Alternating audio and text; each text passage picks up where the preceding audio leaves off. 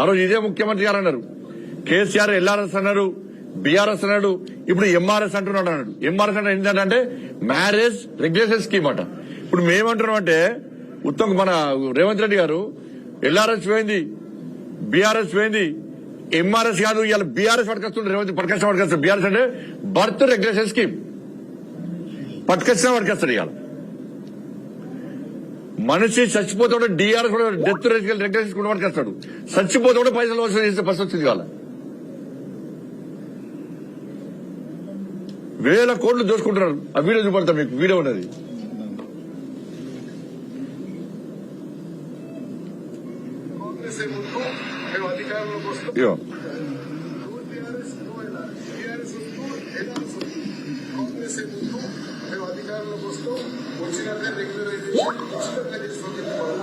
వాళ్ళ రక్తాన్ని పీల్చాలనేటువంటి ఆలోచనతో రాష్ట్ర ప్రభుత్వం ఉంది. వీలైతే అసలు కట్టబాగడు.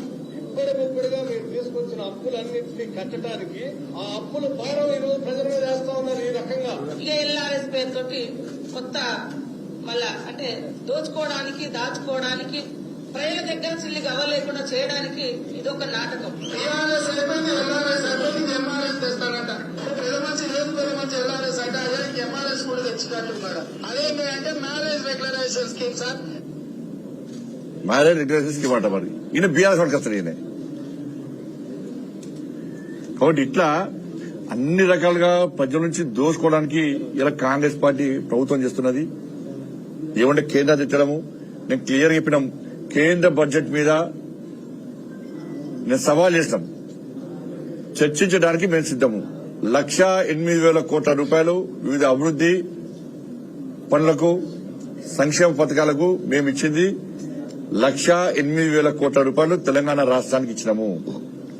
నేను మళ్ళా కాంగ్రెస్ పార్టీ చెప్తున్నా, మీరు ఏ గ్రామానికి ఎంత ఇచ్చారు, ఏ మండలానికి ఎంత ఇచ్చారు, ఏ జిల్లాకి ఎంత ఇచ్చారు, కేంద్ర ప్రభుత్వం ఏమిచ్చింది, మీరేమిచ్చారు, దాని మీద చర్చించడానికి మేము సిద్దము. అరే పోయిన గత బడ్జెట్ లా ఇళ్ల నిర్మించుకోవడానికి డబుల్ బెడ్రూమ్ల కోసమని 7,000 కోట్ల రూపాయలు మీరు బడ్జెట్ లో కేటాయించారు.